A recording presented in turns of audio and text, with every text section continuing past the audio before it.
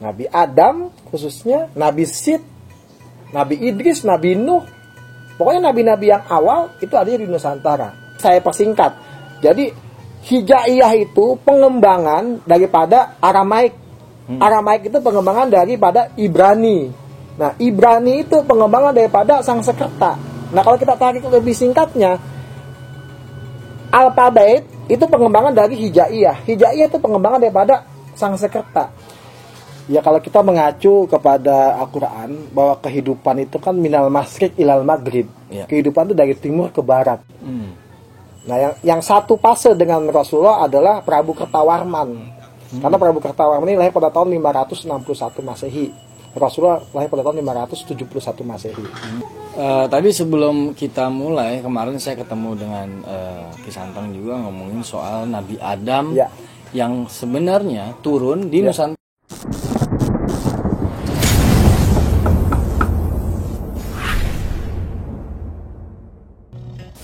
Assalamualaikum warahmatullahi wabarakatuh.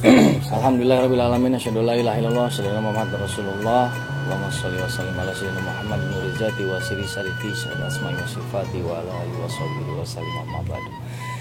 Sekarang saya bersama Kisantang Salakadomas. Nah, sebelum kita jauh melangkah nih, Kang. Ya. Nama Kisantang Salakadomas itu dari mana? Ya. Sampai akhirnya Kang dapat nama itu.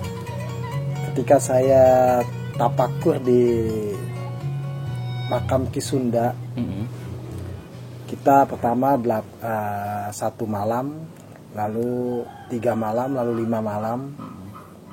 Di sana saya dapat nama Kisantang Salakadomas dari Sohibul Makom, yaitu Mahaguru Sunda Lahyang Sang Hyang Sid alaihissalam. Ya, saya juga nggak tahu, wallahu alam bishawab, ya, kita nggak tahu, kita hanya sebatas manusia biasa, kita nggak tahu apa rahasianya itu. Tapi ya, alhamdulillah berkahnya setelah itu saya banyak mendapatkan keberkahan dari Allah lewat keberkahan para leluhur kita. Nah, yang menarik nih sahabat AB Channel nih di rumah, kenapa saya mau kesini menemui Kisantang, karena Kisantang ini mempunyai wawasan yang sangat luas. Usianya masih muda, tapi pikirannya kira-kira udah 1000 tahun lah. Ribuan tahun bahkan. Beliau ini mempunyai banyak kisah mengenai Tatar Sunda terutama. Dan ternyata Tatar Sunda ini sebenarnya asal muasal dari dunia, bisa dibilang seperti itu ya, Kan? Mungkin bisa diceritain, Kang, kenapa bisa seperti itu? Ya, kalau kita mengacu kepada Al-Quran bahwa kehidupan itu kan minal masyriq ilal maghrib. Kehidupan itu dari timur ke barat. Nah, sedangkan Nusantara ini itu kan timurnya timur. Makanya Rasulullah itu mengatakan timur jauh. Nah, ketika di fasenya Rasulullah itu juga bersabda tentang Nusantara, tapi bukan disebutnya Nusantara, tetapi Al-Hindi. Hindia. Nah, kita ini kan ketika dijajah oleh Belanda, kita masih bernama Hindia Belanda. Karena memang inilah Hindia. Jadi bukan India nih. Bukan India. Bahkan namanya kan India. Di fase Rasulullah, India itu masih bernama Ayodhya. Oh iya. Masih bernama Ayodhya. Kita baca Ayodhya. buku sejarah ada namanya Adyapala. Ayodhyapala. Oh iya. Kan Ayodhya itu diganti namanya oleh penjajah Inggris pada tahun 1599. Dari Ayodhya menjadi India. Nah, kalau kita ini Hindia. Di fase Rasulullah itu ada raja Hindia disebut Malik al-Hindi. Nah, yang satu fase dengan Rasulullah adalah Prabu Kertawarman. Karena Prabu Kertawarman ini lahir pada tahun 561 Masehi. Rasulullah lahir pada tahun 571 Masehi. Nah, itulah tentang bagaimana cerita Hindia. Nah, tadi sebelum kita mulai, kemarin saya ketemu dengan Kisantang juga ngomongin soal Nabi Adam yang sebenarnya turun di Nusantara. Itu Kan masih banyak orang yang mempertanyakan dong Iya, seperti pasti, itu. pasti. Kenapa bisa seperti itu? Bukannya yang kita tahu kan di Jazirah Arab gitu Iya. turunnya. Kenapa Kisantang mempunyai teori bahwasannya Nabi Adam turun di Nusantara? Di Nusantara. Kita mengacu kepada hadis Rasulullah yang diriwayatkan oleh Ibnu Abbas. Di situ Rasul bersabda, "Najala Adam pihin wa huwa pisarondib." Hin yaitu al-Hindi itu adalah Hindia, Nusantara. Makanya dikuatkan lagi di kalimat selanjutnya, wa huwa pisarondib. Sarondib ini serandip ini Swarna Dwipa. Jadi ketika ada yang mengatakan Najala Adam pihin, hin yang dimaksud adalah India, ini nggak matching dengan teori paruh waktu. Karena di zamannya Rasulullah, di pasusnya Rasulullah, itu nggak ada India, adanya Ayodhya. Oh. Sama juga di zamannya Prabu Siliwangi, nggak ada yang namanya Jakarta, adanya Sunda Kelapa. Betul, betul. Jadi dengan teori paruh waktu, itu sudah terbantahkan bahwa Nabi Adam itu di India. Tetapi yang betul adalah di Hindia. Di Hindia. Terus kalau lebih diselidikin lagi, letak turunnya itu di mana sebenarnya? Di Tatar Sunda.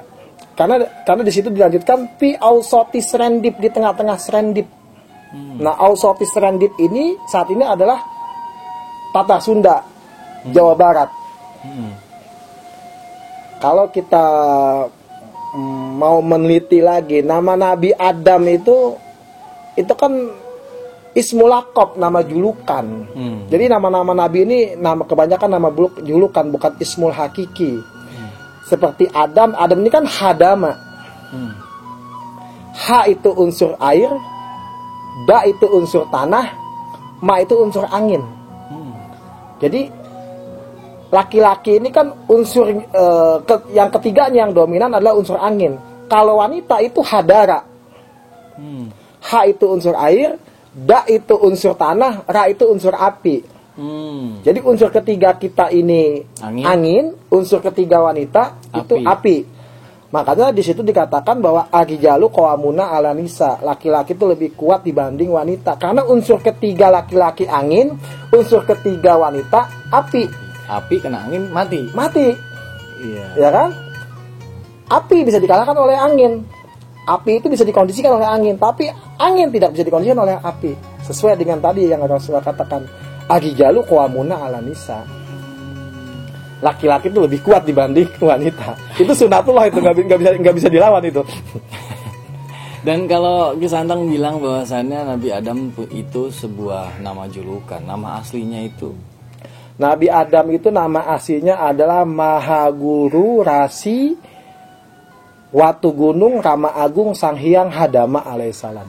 Oh, jadi itu nama Sundanya istilahnya. Nama aslinya dan nama Sundanya. Itu ada di buku atau di kitab? Ada di kitab Prusangkara. Di kitab Prusangkara. Tapi kitab ini kan menggunakan aksara Lingga Sangkara Nirwana. Jadi aksara tertua di dunia adalah aksara Lingga Sangkara Nirwana. Setelah lama kemudian ada aksara Sangsekerta. Setelah lama kemudian ada aksara Palawa. Setelah lama kemudian ada aksara Persia kuno. Setelah lama kemudian ada aksara Ibrani. Lalu ada aksara Aramaik. Lalu ada aksara Hijaiyah. Oh. Dia ada pasenya. Ada pasenya. Ada pasenya. Iya. Nah makanya Nabi Adam itu namanya banyak. Tadi kan nama aslinya. Eyang Sastra nama Nabi Adam juga. Diwasiwa Nabi Adam juga. Sang Rama Nabi Adam juga. Wong Sagati Nabi Adam juga. Wong itu kan wang itu kan buana hyang, Sagati itu kan sejagat. Jadi leluhur bumi sejagat itu bersifat kepada Nabi Adam. Diwara Nabi Adam juga. Jadi nama-nama Nabi itu banyak. Iya. Saya sih sebenarnya makin pusing ya, makin kesini makin nggak ngerti. Tapi saya selalu pengen tahu orangnya. Atau itu logika sebenarnya. Iya. Benar. Jadi begini, kalau kita mau ambil secara logika, Jazirah Arab itu tempatnya Khotamul Anbiya'i wal Mursalin, yaitu tempatnya Nabi penutup. Jadi Nabi Muhammad itu kan sebagai Khotamul Anbiya'i wal Mursalin, penutup para nabi dan penutup para rasul. Kalau ada penutup, ada pembuka. Iya. Kalau ada akhir, ada awal. Makanya ada Adam, ada Ahmad.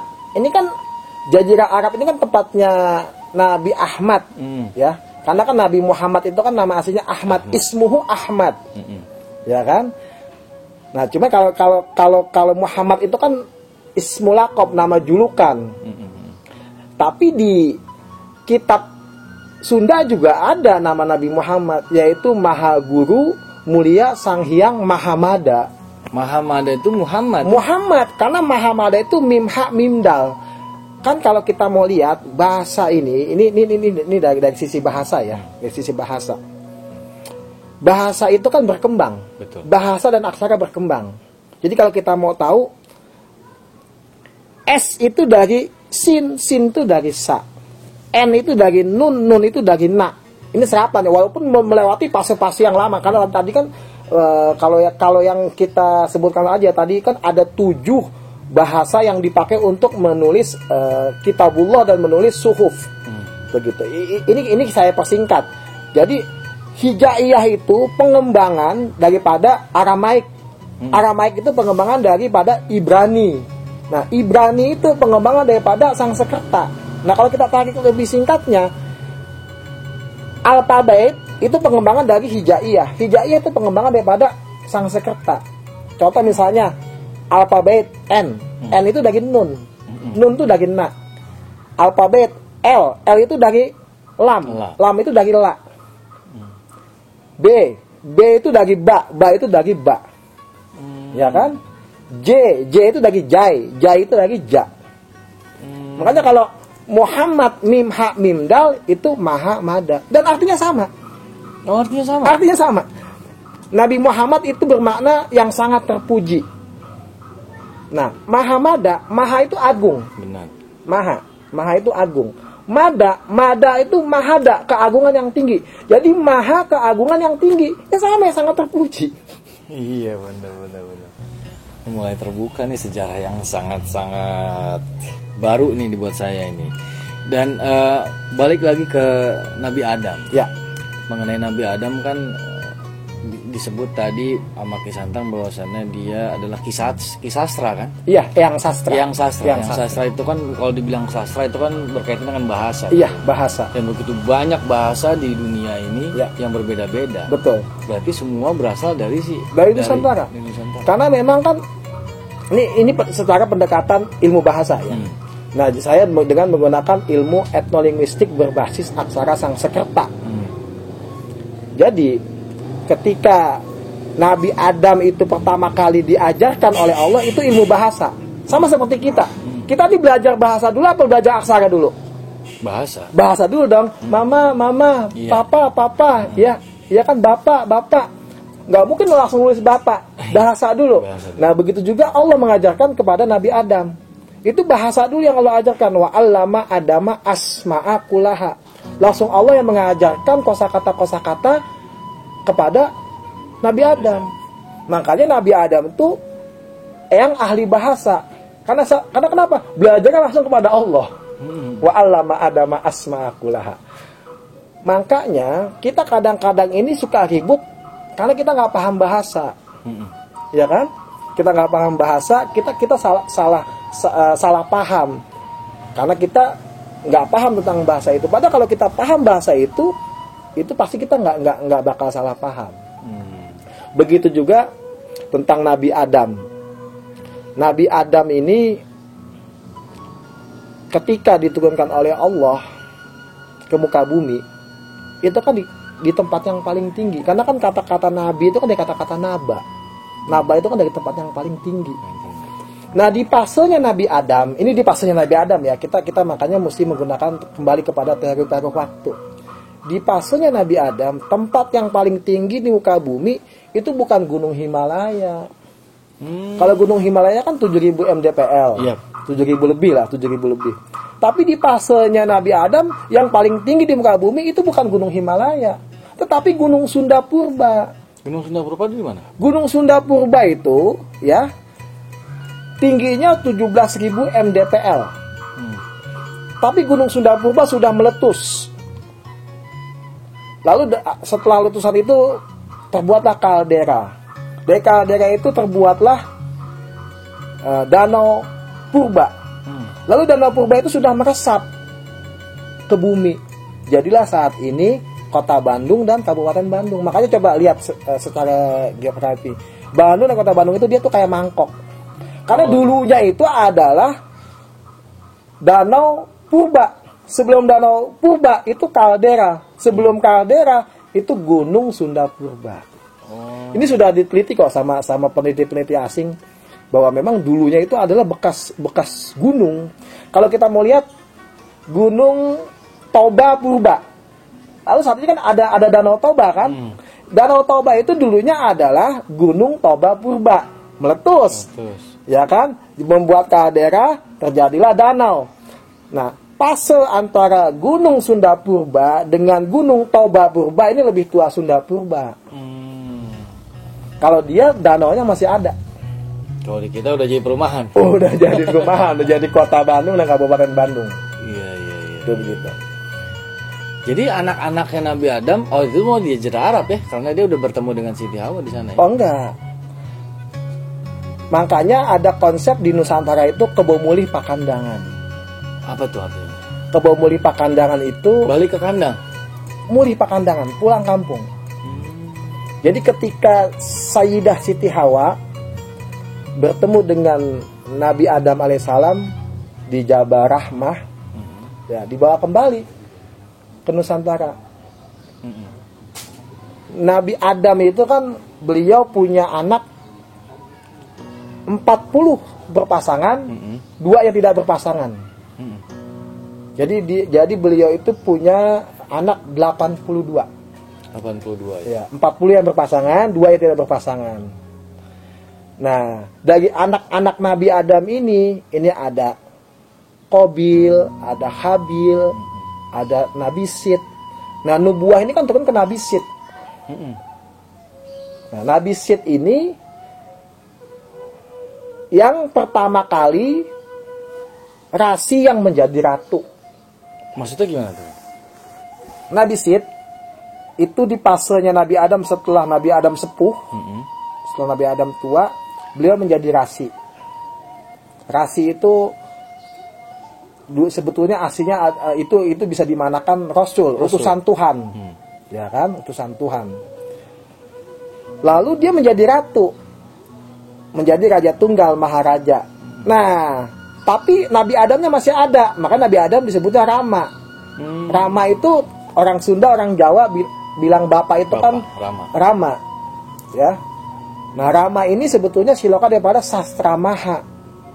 Ra itu sastra, ma itu maha. Jadi Rama adalah sastra maha, sastra agung. Itu bersifat kepada eyang sastra, eyang ahli bahasa Nabi Adam. Beliau punya anak yang nubuah turun ke Nabi Sid, lalu dijadikan rasi. Lalu rasi ini menjadi ratu. Makanya sistem pemerintahan pertama di dunia adalah sistem pemerintahan Situmang. Situmang. Lah itu Situmang kan dulu anjingnya itu. Nah, nama. Inilah siloka tentang Situmang. Jadi Situmang itu bukannya anjing penjaga, tetapi bagaikan anjing penjaga. Situmang itu sistem pemerintahan yang berasaskan kepada ketuhanan yang Maha Esa, Hyang, yang mengandung 3 komponen, rasi, ratu, rama. Situmang ini kan silakan daripada rasi, ratu, rama, Hyang. Nah, ini adalah sistem pemerintahan yang berasaskan kepada ketuhanan yang Maha Esa, Hyang, yang mengandung 3 komponen. Rasi itu ranahnya utusan Tuhan, ratu, raja tunggal, maharaja, rama, sastra maha. Jadi Nabi Sid sebagai rasi menjadi ratu, yaitu raja tunggal maharaja. Tapi beliau punya ayah Nabi Adam, Rama, yaitu sastra maha. Jadi makanya kalau kita kupas secara mendalam, Nusantara ini sangat luar biasa. Cuman kan sejarah kita ini kan sudah diobok-obok oleh Zionis. Ini mohon maaf saya sedikit saya buka karena di dalam The Architecture of Roman Society di situ dikatakan ketika ingin menghancurkan sebuah bangsa hanya butuh 3. Yang pertama hancurkan sejarahnya. yang kedua bikin buram sejarahnya, yang ketiga bikin lurusnya hanya sebuah mitos. Jadi sejarah kita ini sudah diobok-obok. Kalau kita mau membuka sejarah, kita mesti buka kitab-kitab asli Nusantara. Jangan kitab The History of Java. Itu buatan Belanda. Itu buatan Belanda dan akan memburamkan sejarah. Coba kita buka kitab Ada Makna, kitab Jitab Sara, kitab Nagara Kertagama, kitab Sundayana, kitab Purusangkara, kitab misalnya yang lainnya gitu ya. Nah ini kitab-kitab ini diburamkan, ya kan? Dia dibikinlah kitab The History of Java. Bayangkan, yang nulis sejarah Nusantara bukan orang Nusantara tapi orang Belanda. Ya, aneh kan? Dia tahu apa? Dia tahu apa? Iya. Karena dia punya kepentingan untuk memburamkan sejarah. Oh. Nah ini dengan begini kita mulai buka sedikit-sedikit. Mudah-mudahan kita kan saling belajar ya. Kita kan saling silih asih, silih asah, silih asuh. Betul. Ya kan, silih wangi. Nah, balik Ke lagi silih wangi. Nabi Adam itu juga salah satu namanya adalah Nirwana Sang Hyang Domas Silih Wangi. Oh. Kenapa ada silih wanginya? Silih wangi itu kalau dalam bahasa Arab itu khalifah fil ardi. Silih itu kan pengganti. Khalifah itu kan pengganti. Artinya? Coba kita buka di kamus Munjid itu tentang makna khalifah. Di situ artinya pengganti. Silih. Wangi itu singkatan daripada nga. Wa itu buana, nga itu hiang. Jadi bumi leluhurnya leluhur, ardi. Jadi Siliwangi itu adalah khalifah fil ardi. Makanya timbullah konsep Salaka Domas dan Salaka Negara. Nah, itu cakep tuh. Karena saya dapat informasi mengenai sejarah Salaka Negara itu, bahwa Salaka Negara adalah sebuah kerajaan tertua yang ada di Tatar Sunda, yang sampai sekarang nggak tahu keberadaannya di mana. Nah, kalau kita lihat dari Salaka, logika awamnya lah, wah mungkin ada di Gunung Salak gitu kan, karena ada nama Salaka gitu. Nah, kalau dari pengetahuan Kisantang itu Salaka Negara itu seperti apa sih? Jadi kita kembalikan dulu ke tujuannya. Salaka Domas adalah konsep beragama. Salaka Negara adalah konsep bernegara. Karena memang Allah juga mengutus Nabi Adam itu untuk menjadi khalifah fil ardi, yaitu silih wangi. Ya. Salaka Domas itu itu ranahnya ranah rasi.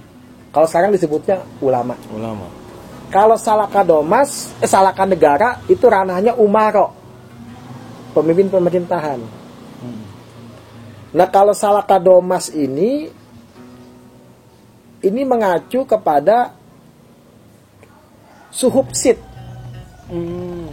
Nabi Sid itu? Ya, Nabi Sid. Nabi Sid itu kan nama aslinya adalah Mahaguru Rasi Sundalahyang Sang Hyang Sid. Itu nama asli Nabi Sid kalau di kitab Purusangkara. Nah, beliau itu dapat suhub dari Allah. Karena kan Allah ini kan menurunkan 140 suhub. Nabi Sid mendapatkan 50 sohifah. Nah, 50 sohifah ini satu sohifah itu ada 16 ayat. Jadi 16 dikali 50 itu 800. Makanya konsep beragamanya atau Salaka Domasnya Nusantara di zaman Nabi Sid itu adalah Lahyang Salaka Domas. Nah, Lahyang Salaka Domas itu bermakna adalah 800 ayat perintah Tuhan. Nah, Lahyang Salaka Domas atau Suhub Sid ini lebih tua dibanding Suhufu Ibrahim wa Musa. Di Al-Quran itu kan ada Suhufu Ibrahim wa Musa. Suhubnya Nabi Ibrahim dan suhubnya Nabi Musa. Kalau Nabi Musa itu punya 10 ayat perintah Tuhan. Ya, Ten Commandments. The Ten Commandments, 10 perintah Tuhan. Kalau Nabi Sid 800 ayat perintah Tuhan. Salah satunya apa tuh? Kalau kita mau buka 800 ayat perintah Tuhan ini sudah ada di Al-Quran. Karena Al-Quran ini kan rangkuman semua Iya. sub dan rangkuman semua kitab-kitab Allah. Betul. Dari 800 ayat ini dirangkum di Al-Quran menjadi 100 ayat perintah Tuhan.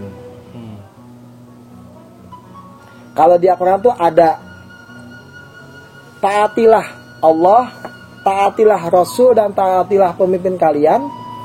Ini kan satu ayat. Di kitab Lahi yang salah kodomas ini 3 ayat. Taatilah Tuhanmu, taatilah rasimu, taatilah pemimpinmu. 3 ayat ini menjadi satu ayat. Atiullaha wa rasul wa uli amri minkum.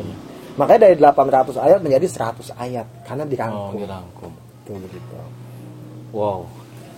Amazing banget. Ngopi dulu lah. Ngopi dulu. Saya sampai bingung mau nanya apa lagi gitu. Ini informasi yang sangat-sangat penting dan sangat-sangat memusingkan, tapi saya makin penasaran sebenarnya.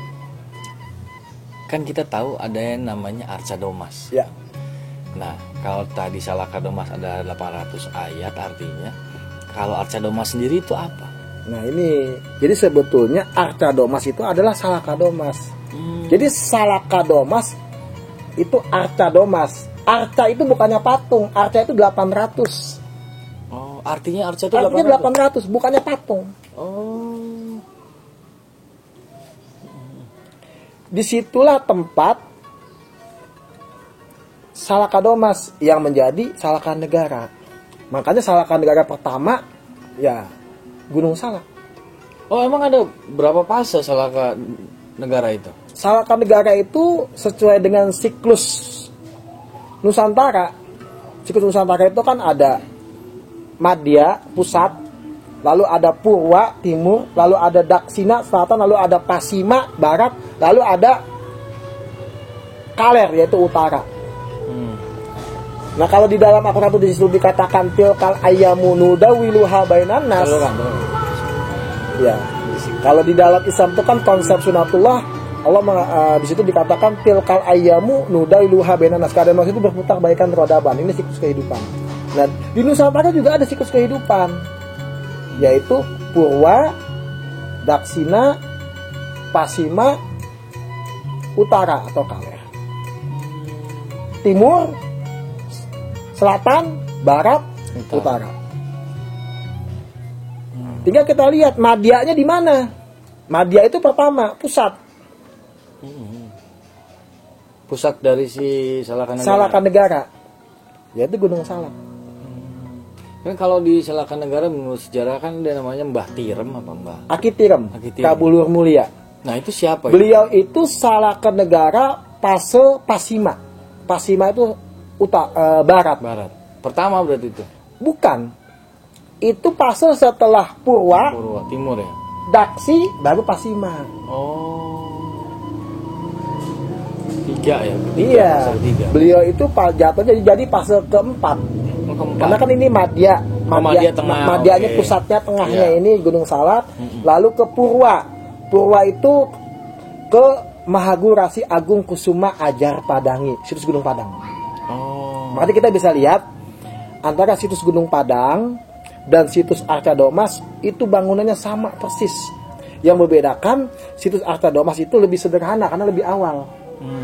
Coba antum kan udah ke Arca Domas. Udah. Nanti bedakan dengan situs Gunung Padang. Itu sama bangunannya. Cuma situs Gunung Padang itu lebih besar. Karena lebih kekinian. Ini pasenya Nabi Sid, ini pasenya Nabi Idris. Mahagurasi Agung Kusuma Ajar Padangi. Nah, ini Pasima ini Mbah Tirem itu siapa? Mbah Tirem itu ya Akitirem atau Prabu Luhur Mulia atau Prabu Angling Dharma. Beliau ini adalah anaknya Mahaguru Rasi Agung Kusuma Ajar Padangi. Oh, yang ada di Gunung Padang. Yang ada di Gunung Padang. Itu begitu. Jadi di Gunung Salak itu Salaka Domas, situs Gunung Padang itu Salaka Domas, Kabuyutan Galunggung juga Salaka Domas, yang menjadi Salaka Negara gitu ya. Lalu di sana kan Cihanjuran itu, yang Mandalawangi itu, yang Prabu Luhur Mulia atau Akitirem itu Cihanjuran. Karena beliau itu anaknya Mahaguru Kasih Agung Kusuma ajar padamu. Ajar itu bahasa aslinya, bahasa Arabnya Idris. Idris itu dari kata-kata darasa yadrisu, yang mengajarkan baca dan tulis. Karena Nabi Idris ini manusia pertama kali mengajarkan baca dan tulis dengan pena. Kalau dulu kan, kalau di zamannya Nabi Sid itu mengajarkan baca tulis itu dengan ditoreh, pakai kuku. Iya. Ditoreh. Wah, ini menarik banget nih, sahabat AB Channel. Kita lanjut lagi setelah yang satu ini. Jangan kemana-mana, tetap di Adin Bajai Channel.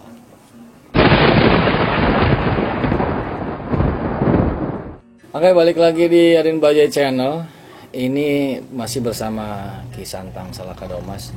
Saya masih penasaran mengenai Nabi Adam dan penyebarannya sebenarnya. Penyebaran manusia-manusia yang ada di bumi itu. Kalau tadi Nabi Adam turunnya di Nusantara, terus bagaimana penyebarannya sampai akhirnya ada manusia di Afrika, manusia di negara ini, manusia di negara itu seperti apa? Ya. Dan Nabi Adam itu disebut juga sebagai eyang sastra. Ya. Nah, penyebaran bahasanya itu seperti apa tuh? Ya. Ya. Kita mesti punya acuan kan. Kok Nabi Adam di Nusantara nih? Nah, maka tadi acuan kita, hujah kita, dalil kita adalah sabda Rasulullah. Najala Adam pihin. Ya. Hin itu adalah Hindia. Kan cuman orang ini kadang-kadang nggak tahu bahwa bahasa itu berkembang. Bahasa dan aksara itu berkembang. Kita taunya semua nabi-nabi ada di Jazirah Arab. Iya. Masya Allah. Nabi itu jumlahnya ada 124.000 nabi. Iya. Rasul ada 313 rasul. Kalau semuanya di Jazirah Arab, nanti nggak matching dengan Al-Quran. Al-Quran itu apa mengatakan? Allah itu mengutus utusannya sesuai dengan bahasa kaumnya. Jadi dari 124.000 nabi ini tersebar di seluruh tempat. Dan sesuai dengan bahasa kaumnya. Jadi di Nusantara juga nabi-nabi itu banyak. Bahkan nabi-nabi awal, nabi-nabi awit. Nabi Adam khususnya, Nabi Sid, Nabi Idris, Nabi Nuh. Pokoknya nabi-nabi yang awal itu adanya di Nusantara. Kalau kita mengacu hadis Rasulullah. Dan terbukti dengan adanya situs-situs di Nusantara. Situs-situs Nusantara itu situs yang tertua di dunia. Dan manusia purba tertua di dunia adanya di Pulau Jawa. Iya. Ya kan? Di Sangiran itu. Sangiran. Itu gitu. Tinggal kita kadang-kadang karena ini fasenya ini sudah puluhan ribu tahun, jadi kadang-kadang kita ini terlupakan. Makanya Nusantara itu namanya itu kan selalu berubah-berubah. Dari Purwanata, Purwagama, ya, Purwanagara, Atalan, Sundalan, Dwipantara, Nusantara, Indonesia. Udah 9 kali ganti nama ini. Nah, saya tertarik sama yang tadi ada tulisan Antalan. Atalan. Itu yang sempat heboh di dunia itu mengenai benua Atlantis. Katanya ada di kita. Betul. Oh. Karena itu nama Nusantara dulu bernama Atalan. Kenapa bisa berganti nama-nama seperti itu tuh? Ya karena kan al-hukmu yakunu makana ala makana. Hukum itu mengikuti situasi dan kondisi. Di zaman Majapahit pun nggak ada nama Indonesia. Betul. Nggak ada. Aneh. Jadi kalau di zamannya Raden Wijaya, nggak pernah Raden Wijaya menyebut Indonesia. Karena nama itu belum ada. Karena Indonesia itu dari Indian East. Ya, India Timur. Iya. Nah, kita kembali lagi, kehidupan itu dari timur. Ya inilah Hindia yang asli. Karena ini Hindia Timur. Oke, orang Barat bilang India Timur, silakan. Begitu. Kita dibilang India Timur, Indian East. Ingat, sunatullah, kehidupan itu dari timur ke barat, minal masjid ila maghrib. kan sudah jelas bahwa kita ini timurnya timur. Bahkan kita kan dulu punya provinsi timur itu. Iya. Karena kita memang timurnya timur dan selatannya selatan. Karena Samudra Hindia itu ujungnya selatan. Makanya ada konsep Nusantara Tong Poho Kapurwa Daksina. Jangan lupa dengan timur dan selatannya. Jadi kalau nama-nama yang tadi Kisantang sebutin punya arti yang sama. Ya, Si Nusantara itu sebenarnya artinya apa? Nusantara itu nusa antara nusa. Jadi nusa antara itu antara nusa. Jadi ini yang dulunya satu benua menjadi pulau-pulau. Ini kan sebetulnya terjadi setelah banjir bandang yang ketiga. Kita kan Itu zamannya Nabi Nuh. setelah Nabi Sulaiman alaihissalam wafat. Kalau Nabi Nuh itu banjir bandang yang kedua. Jadi banjir bandang itu karena terjadinya sakakala. Jadi ada sakakala, ada sang sakakala. Sakakala itu ada 4 periode. Sakakala ke-1, sakakala kedua, sakakala ketiga, sakakala keempat, baru sang sakakala. Nah, kita udah sakakala keberapa nih? Kita ini udah sakakala ketiga, tinggal nunggu sakakala keempat. Baru habis itu kiamat. Baru setelah itu sang sakakala. Astaga. Jadi sakakala itu kiamat sugro. Iya. Sang sakakala kiamat Kiamat kubro. kubro. Dulu yang tadinya satu benua menjadi pulau-pulau. Nah, itulah pulau-pulau itu kan nusa antara, karena antara pulau-pulau. Jadi 17.000 pulau lebih. Padahal dulu satu benua. Waktu masih di pasirnya Atalan, Sundalan, Purwanata, Purwagama, itu masih satu benua. Nah, makanya itu saya sempat bingung mengenai penyebaran manusia Ya. di muka bumi. Ya. Tapi kalau tadi Kisantang bilang dulunya kita memang satu benua dan itu sudah diteliti dan memang benar dulunya kita satu benua, masuk akal sih. Ya. Karena jadi penyebarannya mereka masih melalui darat kan, Ya. karena masih benua. Betul. Ketika udah dipecah-pecah kan mereka harus menyeberangi laut dan segala macamnya. Ya. Itu lebih sulit sebenarnya. Nah, kalau menurut Kisantang sendiri mengenai penyebaran manusia yang ada di dunia itu kan pasti berhubungan dengan Nabi Adam itu juga kan, Ya. anak-anak Nabi Adam kan. Betul. Jadi penyebaran manusia itu dia ada 3 fase, ada 3 periode. Periode pertama itu di zaman anak-anaknya Nabi Adam. Kalau kita lihat sejarah anak-anaknya Nabi Adam ini kan yang terkenal ada Qabil, ada Habil, ada Nabi Sid alaihissalam. Nah, untuk Asia ya, mau Asia Timur, Asia Tengah, Asia Barat, ini terahnya Nabi Sid. Nah, untuk terahnya Qabil ya yang membunuh Habil itu wilayah Eropa dan Barat. Nah, untuk Habil ini adalah benua Afrika. Ini penyebarannya. Nah, sedangkan untuk nubuah itu kan turun ke Nabi Sid. Dari Nabi Adam ke Nabi Sid. Nubuah itu kan estafet kenabian ya, ada estafet kenabian. Kita sebagai orang Asia ya, khususnya kita ini Asia Timur, kita bersyukur karena kita terahnya Nabi Sid ini. Nabi Sid itu kan Nabi Sid itu wajahnya itu di antara tengah-tengah. Nggak kayak Qabil, nggak kayak Habil.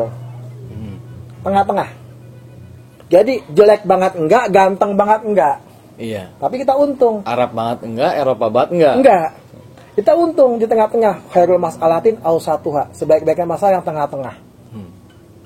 Kita untung, kita jelek banget juga enggak, ganteng banget juga. Kalau kita ganteng banget sombong jadinya ya enggak. Jelek banget enggak pede. Nah, kita kan di tengah-tengah, untung kita. Ya kan? Jadi khairul mas'alatin awsatuha. Kita awsatnya ini, tengah-tengahnya. Di zamannya Nabi Adam ya kita mesti mindset otak kita jangan kayak di zaman saat ini. Di zaman dulu itu orang masih terbatas jumlahnya. Betul.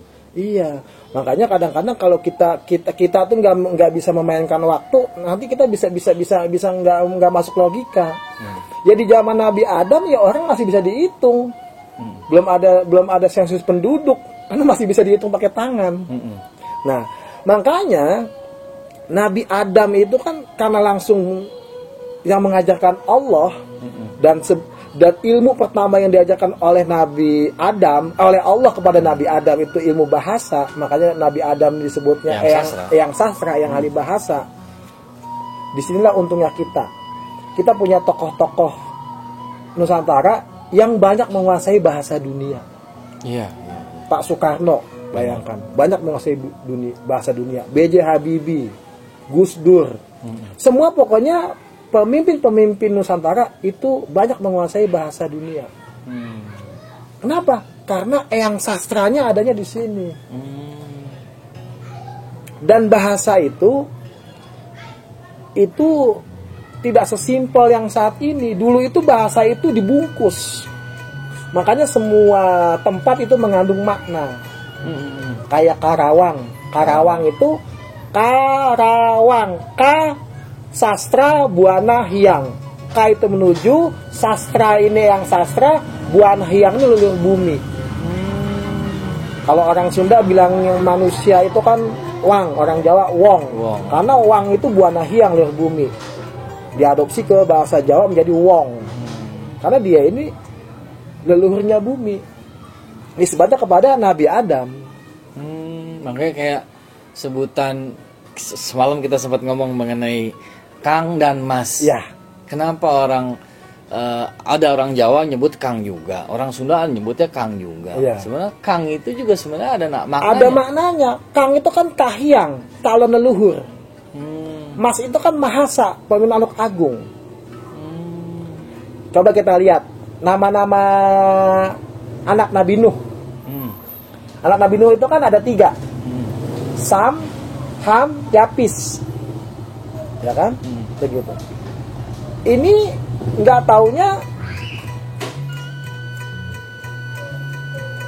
siloka daripada misalnya Sam. Sam itu adalah Mas. Karena Sam itu aksara hijaiyah yang dibaca dari kanan ke kiri. Itu Sam. Nah kalau Mas itu aksara Sangsekerta dari kiri ke kanan. Begitu juga Nabi Nuh. Nabi Nuh itu kan Hun. Nuh itu aksara hijaiyah. Nuh, ya. Itu hijaiyah dari kanan ke kiri. Kalau aksara Sangsekerta dari kiri ke kanan, yaitu Hun. Makanya nama asli Nabi Nuh adalah Mahagulu Rasi Puhun Galuh yang Agung.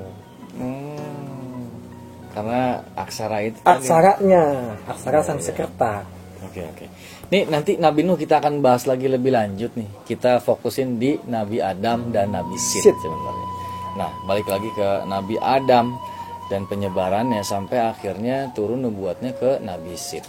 Nah, yang diajarkan oleh Nabi Adam dan Nabi Sith kepada manusia itu lebih ke apa sebenarnya, Kang? Kalau Nabi Adam itu sebagai Purwanata dan Purwagama. Jadi yang menata. Beliau ini yang pertama kali menata buana dan yang pertama kali mengajarkan agama. Makanya konsepnya itu silih asih, silih asah, silih asuh. Kenapa? Karena beliau silih wangi, Khalifah fil ardi. Nah, sebagai Khalifah fil ardi ini mesti silih asih, mengasihi. Mesti saling mengasihi. Lalu silih asah, saling mengasah. Kayak kita ini kan kita lagi saling mengasah nih. Iya. Ya, saling mengasah kita. Karena kita ini tetap mesti selalu belajar. Makanya kata Rasulullah, thalabul ilmi fardhatun ala kulli muslimin wal muslimat. Menuntut ilmu itu wajib. Betul. Bagi muslim laki-laki dan muslim perempuan. Kita mesti selalu mengasah. Lalu silih asuh, kita mesti saling mengasuh, saling menyayangi sesamanya, antar sesama. Kalau kita ingin menjadi silih wangi, Khalifah fil ardi. Mantap ini, mantap. Nah, kalau Nabi Sith itu lebih ke apa sebenarnya dia? Nabi Sith itu beliau juga dapat suhuf. Jadi kan sebelum Kitabullah ini kan ada suhuf. Iya. sebelum 4 kitabullah, kitab Taurat, Zabur, Injil, Al-Quran, itu sebelumnya ada suhuf. Ya. Kalau di Al-Quran itu termaktub suhufu Ibrahim wa Musa. Nah, sebelum suhufu Ibrahim wa Musa itu ada suhuf Sid. Nah, suhuf Sid ini adalah acuan bagi bangsa Nusantara beragama. Jadi kalau boleh saya ngambil sedikit kesimpulan bahwasanya dari awal Nabi Adam, agama Islam ini udah ada sebenarnya. Ya, cuman namanya belum Islam. Hanifah Muslimah. Hanifah Muslimah. Hanifah Muslimah itu kalau bahasa Nusantaranya kuncung putih. Nabi Adam memang apa agamanya? Iya, Hanifah Muslimah. Hanifah Muslimah itu ajaran tauhid, ajaran yang mengesahkan Allah. Iya. Yang bahwa Allah itu satu. Cuma bahasanya itu Sang Hyang Keresa. Sang Hyang Keresa itu ya Allah. Ingat ya, Allah itu punya 4001 nama. Cuman diringkas lagi gitu. Iya, 1000 nama yang tahu hanya Allah. 1000 nama lagi yang tahu Allah dan malaikatnya. 1000 nama lagi Allah letakkan di Lauhul Mahfuz. 1001 nama Allah berikan kepada Nabi Muhammad ketika Nabi Muhammad terdesak dalam peperangan yang disebut Asma Jalaliyah atau Hirjul Jausan Kabir. Itu 1001 nama. Nah, 1001 nama ini dirangkum menjadi 99 Asmaul Husna. Dari 99 Asmaul Husna dirangkum menjadi 9 Asma A'zam. Dari 9 Asma A'zam dirangkum menjadi 1 Ismul A'zam Kabir. Apa itu? Makanya orang Sunda ngomong ahung. Ya kan? Hung ahung. Hung itu hu hiang. Hu itu Allah, hiang ini Rabbul Alamin. Jadi hung itu adalah Tuhan Allah, atau Allah itu Tuhan. Ahung, hu hiang. Itu alhamdu, hu itu Allah, hiang ini Rabbul Alamin. Jadi ketika orang Sunda bilang ahung, ya, orang Arab bilang alhamdulillah Rabbil Alamin. Ini sama. Cuman tatanan bahasanya yang berbeda. Bahasanya aja berbeda. Karena ini bahasanya Nabi Adam, ini bahasanya Nabi Ahmad. Ahung bahasanya Nabi Adam, alhamdulillah Rabbil Alamin bahasanya Nabi Ahmad. Disempurnakan lah. Ini awal, ini akhir. Iya. Ya kan? Ini pembuka, ini penutup. Coba kita bedah satu-satu bahasa Nusantara. Dayang Sumbi. Nah, Dayang Sumbi itu kan Dahyang Suumbi. Dahyang Suumbi itu adalah baldatun thayyibatun wa rabbun ghafur. Dahyang itu rabbun ghafur. Suumbi, su itu baik. Thayyib, umbi itu ibu pertiwi. Jadi suumbi itu baldatun thayyibatun, dahyang rabbun ghafur. Jadi nama-nama orang dulu kita itu bukan nama sembarangan. Bukan nama sembarangan. Yang Sumbi, yang disebut Aling Dharma, segala macam itu punya makna yang sangat dalam. Mungkin zaman dulu karena belum ada nabi penutup, jadi pakai nama bahasa-bahasa yang diserap dari Nabi Adam sebenarnya. Itu begitu. Makanya kalau kita mau tahu, Allah tuh ciptakan selalu berpasangan. Kalau di sini ada di nabi terakhir ada tanah suci, ya nabi terakhir itu Nabi Ahmad, Nabi Muhammad. Di nabi awal ini ada benua suci. Benua suci itu sundalan. Sunda itu kan suci artinya. Iya, Sunda itu artinya suci ya, Bang. Benar. Ya kan? Ini awal, ini akhir. Ini sundalan, benua suci, ini tanah suci. Ini Adam, ini Ahmad. Wah, makin amazing, makin saya napas dulu, saya mau bingung, saya mau nanya apa. Semua ada jawabannya di sini. Ini saya bisa bikin 10 episode lah ya. ya kita kan niatnya kan baligu ani walau ayah. Iya. Sampaikanlah dariku walaupun satu ayat. Iya, betul. Ini kalimat ini bukan cuma Nabi Muhammad yang bersabda. Semua nabi-nabi itu mengucapkan, tapi sesuai dengan bahasa nabinya. Karena nabi itu kan diutus dari sesuai dengan bahasa kaumnya. Betul. Begitu. Nabi Adam juga mengucapkan itu, tapi dengan bahasa Nabi Adam. Nabi Isa juga mengucapkan itu, tapi dengan bahasa Nabi Isa, dengan bahasa Aramaik. Iya. Nabi Muhammad juga mengucapkan itu, tapi dengan bahasa Arab. Ya kita ini sebetulnya lagi menjalankan perintah leluhur. Nah, perintah leluhur itu kan perintah dari Allah. Betul. Ya kita nggak mungkin kita dapat ridhonya dari Allah kalau nggak dapat ridhonya dari leluhur. Kan ridhollahi fi ridhal walidaini wa suhtullahi fi suhti walidaini. Allah nggak bakal ridho kalau orang tua leluhur kita nggak ridho. Jadi bisa saya ambil kesimpulan begini nih Ki. Ya.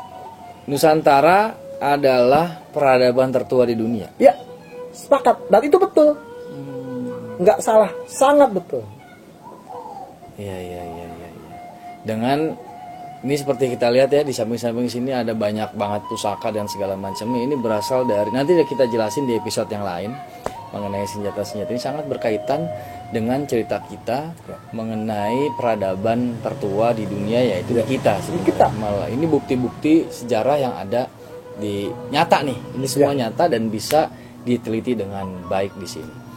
Oke, selanjutnya kita akhiri episode ini di episode Nabi Adam dan Nabi Sid. Untuk kesimpulannya, kira-kira Ki Santang ada punya kesimpulan mengenai episode kita kali ini mengenai Nabi Adam dan Nabi Sid, kira-kira seperti apa? Kesimpulannya, kita mesti belajar mendalam. Jadi kita jangan terdogma dengan dogma-dogma yang salah. Nabi Adam di India, ya kan? Mana dalilnya? Kan saat ini kan orang pasti minta dalil kan? Iya. Mana dalilnya? Nah ketika itu dikeluarkan dalilnya betul, maknanya salah. Benar. Fase tahu waktunya yang salah. Iya. Benar. Kalau dalil Nabi Adam diturunkan ke muka bumi itu kan hadis Rasulullah. Najala Adam pihin wa huwa pisarondit. Ini yang bersabda Rasulullah. Tinggal kita lihat ketika di pasenya Rasulullah ini Hindia ini di mana? Begitu. Lah kalau misalnya mengacunya ke India saat ini ya salah, karena di zamannya Rasulullah itu masih bernama Ayodhya. Baru 1599 dari Ayodhya diganti oleh Inggris menjadi India.